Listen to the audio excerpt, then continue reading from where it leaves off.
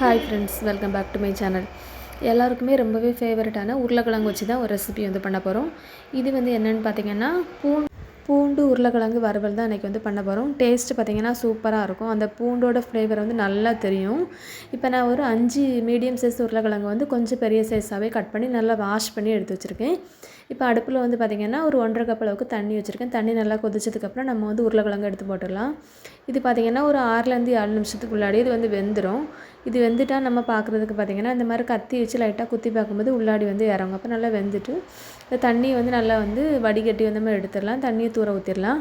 இப்போ அடுப்பில் பேன் வச்சுட்டு பார்த்திங்கன்னா ஒரு 2 டேபிள் ஸ்பூன் அளவுக்கு மட்டும் எண்ணெய் ஊற்றுங்க. இதுக்கு எண்ணெய் கம்மியாக ஊற்றினாலே போதும்.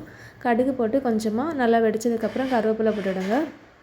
கருவேப்பிலையும் போட்டுட்டு நம்ம வேக வச்சு வச்சுருந்த உருளைக்கிழங்கு இதிலே எடுத்து போட்டுடலாம்.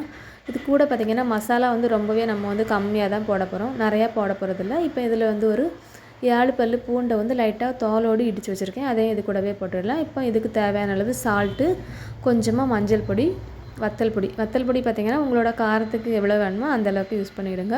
இப்போ எல்லாமே போட்டாச்சு. போட்டதுக்கப்புறம் பார்த்திங்கன்னா நல்லா மிக்ஸ் பண்ணிடுங்க.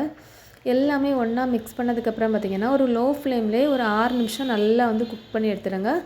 அந்த உருளைக்கிழங்கோட கலர் லைட்டாக சேஞ்ச் ஆகும். ஒரு சைடு நல்லா குக்காகி நல்லா சூப்பராக கிடைக்கும். அந்த டைம் நம்ம இதை ஆஃப் பண்ணி எடுத்துடலாம். இப்போ பார்த்திங்கனாலே நம்ம ஃபஸ்ட்டு போடும்போது எப்படி இருந்துச்சு, இப்போ நல்லா கலரெல்லாம் சேஞ்ச் ஆகி நல்லா சூப்பராக ரெடி ஆகிட்டு.